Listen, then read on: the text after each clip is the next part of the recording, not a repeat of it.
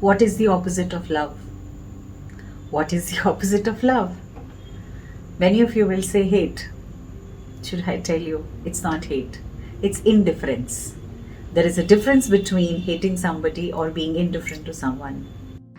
I'm a mother, teacher, guide, and a friend, and these are my life lessons. I'm Dr. Neeti Kaushik, and welcome to my channel Nitty Gritty with Dr. Neeti Kaushik. In the last 5 years, around 5 to 6 years, I have seen a lot of families breaking. I have seen a lot of relationships going haywire. बहुत से रिश्तों को टूटते हुए देखा है मैंने, बहुत से रिश्ते बिगड़ते हुए देखा है. I have seen lot of people splitting in terms of what it started off very well, beautifully. It did not continue or sustain for a long time. बहुत से लोग मुझसे बात करते हैं तो ये पूछते हैं, मैम हमें समझ में नहीं आता कि क्या हम इस टूटे हुए आधे अधूरे रिश्ते के साथ कंटिन्यू करें लाइफ, या हम लेट गो करके चीज़ों को वापस आने की कोशिश करें, या हम यहाँ पे चीज़ों को should we cut the cords, should we cut the ties and move on in life और अपनी लाइफ में आगे बढ़ते चले जाएं.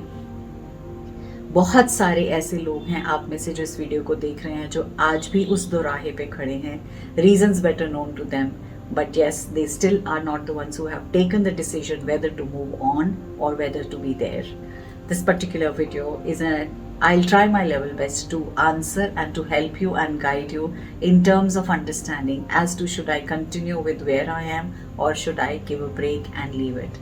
So signs that your relationship is over. That's the name of this video. Namaskar. Thank you so much for being connected with this beautiful channel and this family growing day in day out. I am indebted to you. तहे दिल से आपका शुक्रिया. इस video के and तक बने रहिएगा. मैं आपसे 6 बातें बताने वाली हूँ जिससे आपको समझ में आएगा कि ये रिलेशनशिप ओवर है. और लास्ट में मैं आपसे एक बात कहूँगी कि बिफोर यू मूव आउट ये 2 चीज़ें करके देख लेना. अगर इन दोनों का आंसर आपको समझ में आ जाएगा तो शायद टाइम है कि आप इस रिलेशनशिप को फिर से हरा भरा कर सकते हैं, फिर से बेटर ऑफ कर सकते हैं. So let me begin with these 6 clear cut signs which will tell you that the relationship is over. सबसे पहला sign, you don't trust each other. There is no respect, there is no liking, there is no kindness. You are beginning your statement with a question, you are ending your statement with a question, and you are always on the accusation mode. अब आप हैं या आपका partner, दोनों में से जो भी बार बार इन्हीं चीज़ों को फॉलो कर रहे हैं, बहुत क्लियरली है कि अगर आप एक दूसरे के साथ गाली गलौज कर रहे हैं, अगर आप एक दूसरे की रिस्पेक्ट भी नहीं कर रहे हैं, और आप एक दूसरे के लिए जिस चीज़ को लेकर रिलेशनशिप शुरू हुआ था उसके मायने ही आपने लाइफ में से ख़त्म कर दिए हैं. So this is a most important and important sign to understand कि चीज़ें अब बहुत बड़े क्वेश्चन मार्क में हैं.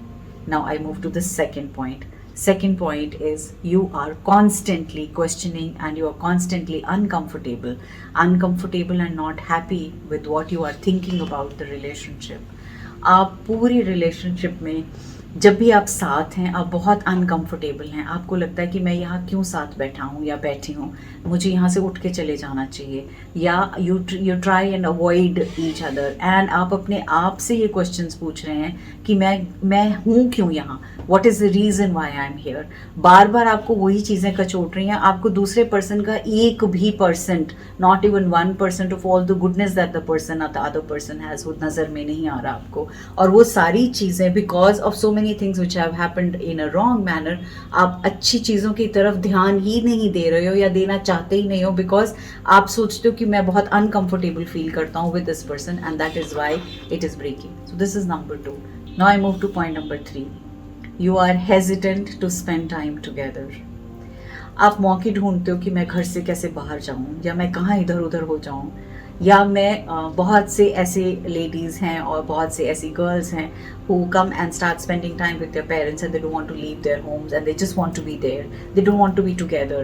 बहुत से ऐसे मैन हैं who want to spend endless hours in the office, और वो सिर्फ नाम मात्र घर में जाते हैं घंटे भर के लिए, 1 घंटे, आधा घंटा, 2 घंटे मैक्सिमम, घर गए, खाना खाया और just they go doze off to sleep. There is no communication between the partners, because आपको लगता है कि मैं उस सिचुएशन से कैसे भाग जाऊं, और मैं उस सिचुएशन में रहूं ही नहीं कि मुझे आमना सामना भी करना पड़े. और वीकेंड्स पे भी आप कोशिश करते हैं कि आप या तो किसी टूर पे निकल लेंगे, या आप दूसरी सिटी में निकल लेंगे, या फ्रेंड्स के साथ आप अपना लंबा प्लान बना लेंगे, and you will not be there. Now I move to the fourth point, and the fourth point is that you are not talking about future goals. You are not talking about what is it that you had discussed in the very beginning when you began the relationship. You had your aspirations, you had your dreams, you had your thoughts, you had your desires.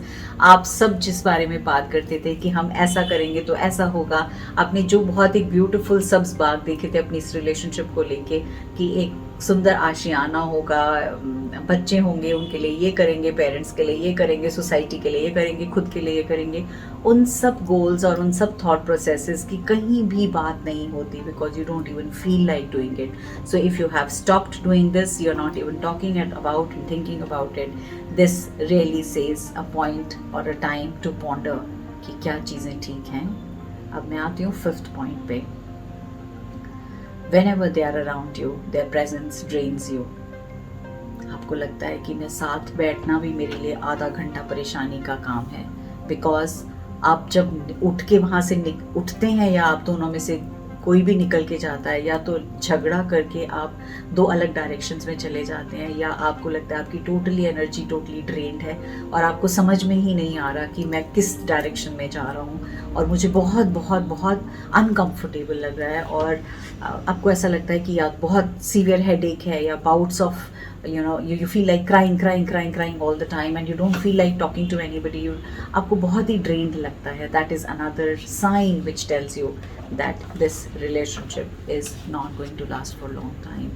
Last but not the least, if you or your partner is only talking about himself or herself, or you talking only about yourself and not about each other and not about the members of the family, this is the time to realize कि जब हम सिर्फ अपनी बात करते हैं या अपने बारे में बात करते हैं, हम परिवार की बात नहीं करते, हम समाज की बात नहीं करते, हम साथ एक दूसरे के रहते हैं उनकी बात नहीं करते.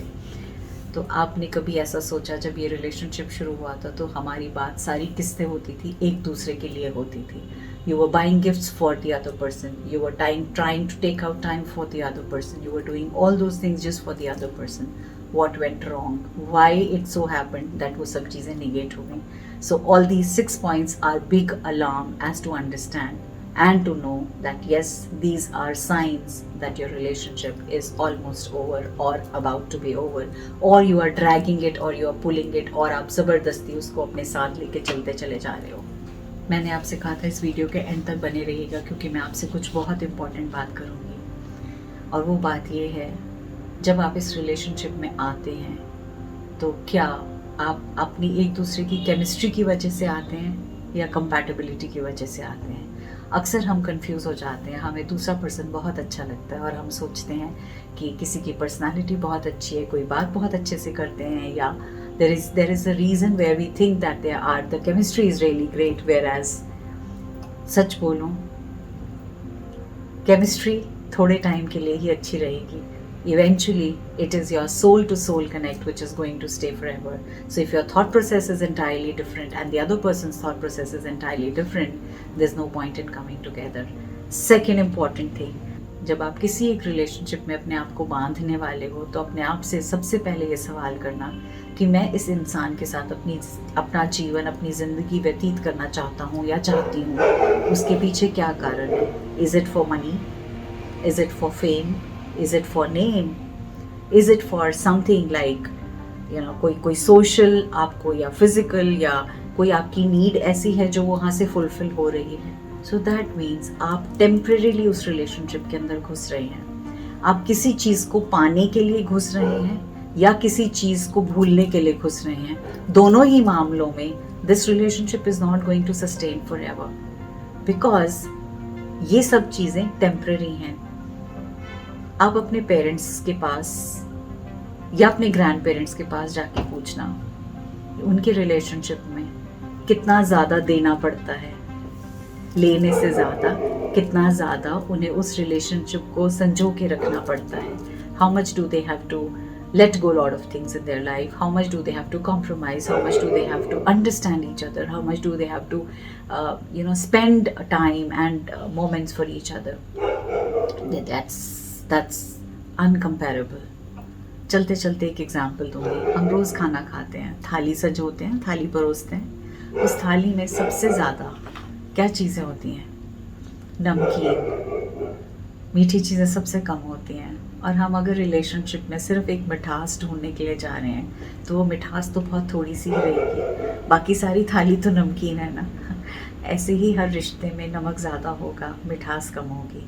और उस नमक से मिठास कैसे निकालनी है और उस नमक के बावजूद उस मिठास का स्वाद कैसे लेना है, ये सब आपके हाथ में है.